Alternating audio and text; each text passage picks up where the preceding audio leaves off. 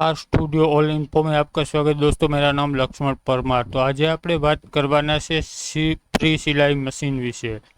તો કોને કોને મળશે આ યોજનાનો લાભ, શું છે ફ્રી સિલાઈ મશીન યોજના, શું શું ડોક્યુમેન્ટ જોશે, શું શું એજ્યુકેશન ક્વોલિફિકેશન જોશે, ફોર્મ ક્યાં ભરવું, અરજી ક્યાં કરવી, તે બધી જ માહિતી આપણે આ વિડીયોમાં લેવાના છે મિત્રો।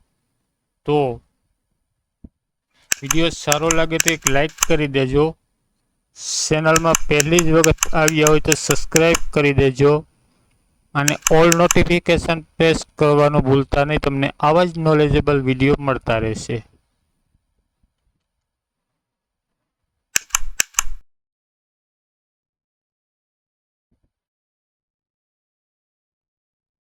दोस्तों આપણે કોમ્પ્યુટર સ્ક્રીન તરફ આવી ગયા છે અને લઈ લઈએ બધી જ માહિતી। તો આદિજાતિના ઈ શ્રમોને સ્વરોજગારી યોજના હેઠળ દરજી કામના હેતુ માટે લોન આપવા બાબત।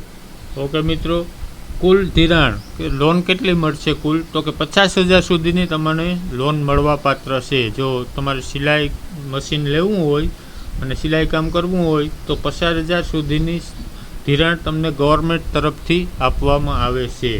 ઓકે મિત્રો, તો યોજનાનો ઉદ્દેશ્ય જોઈ લઈએ મિત્રો કે આદિજાતિના ઈસમોની આર્થિક સ્થિતિ સારી ન હોવાને કારણે તેમજ ખૂબ નબળી હોવાને કારણે બેંકો તેમજ અન્ય સંસ્થાઓ પાસેથી ઉચ્ચ વ્યાજદર લોન લેવા મુશ્કેલી પડતી હોવાથી આદિજાતિના ઈસમોને સ્વરોજગારી યોજના હેઠળ દરજીકામના હેતુમાં લોન આપવાથી જીવન ધોરણ ઊંચું આવી શકે અને પગથાઈ શકે।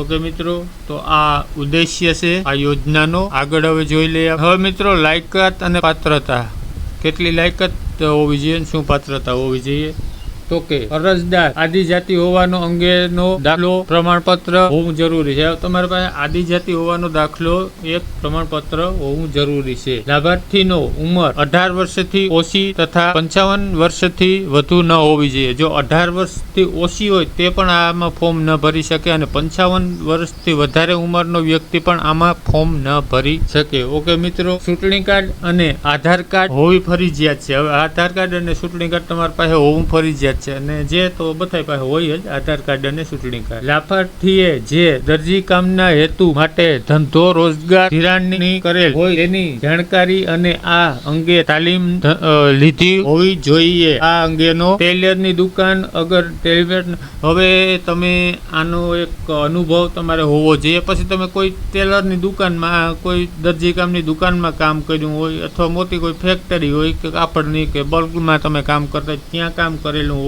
જોઈએ। કોઈ કાપડની દુકાનમાં કામ કરેલું હોવું જોઈએ। આવો કોઈ પણ એક તમારે અનુભવ હોવો જરૂરી છે। ઓકે મિત્રો, તો આગળ જોઈ લઈએ। હવે મિત્રો, અરજદારની કૌટુંબિક આવક વાર્ષિક ગ્રામ્ય વિસ્તારમાં તમારે 1,20,000 થી વધુ ન હોવી જોઈએ અને શહેરી વિસ્તારમાં 1,50,000 કરતાં વધારે તમારે ન હોવી જોઈએ। આવા મિત્રો ફોર્મ ભરી શકે છે। ઓકે, આ આવક મર્યાદાનો ક્રાઇટેરિયા છે। ગામડા વિસ્તારમાં 1,25,000 અને શહેર વિસ્તારમાં 1,50,000। ઓકે, હવે ધિરાણ મર્યાદા કેટલી, તો કે ધિરાણ મર્યાદા તમને 50,000 સુધીની મળવા પાત્ર છે।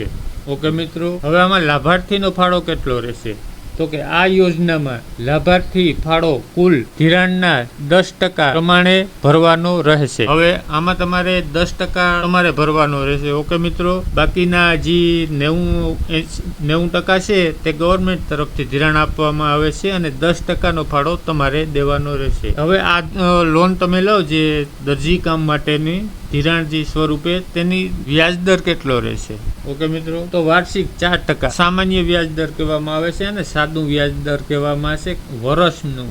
આમાં મહિના ન હોય, વર્ષ। તો વાર્ષિક 4% તેમજ વિલંબિત ચુકવણી માટે વ્યાજદર 2% દંડ સ્વરૂપે આપવામાં આવશે। ઓકે મિત્રો, જો તમે ટાઈમસર આનું વ્યાજ ભરતા જશો તો તમારે વાર્ષિક આવક માત્ર 4% છે, પણ તમારે જો વિલંબ કરો અથવા વ્યાજ ન ભરો તો 2% દંડ લાગશે, તો 6% વ્યાજ દર તમારે થઈ જશે આ સિલાઈ મશીન યોજનામાં।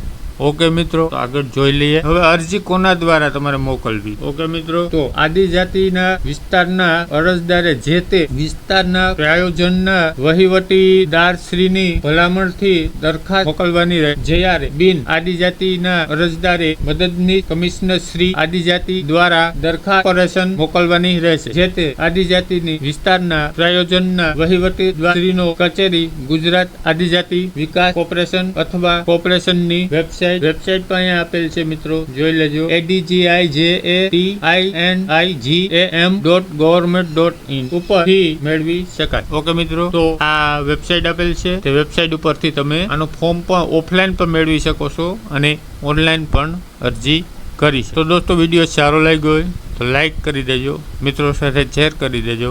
Thank you.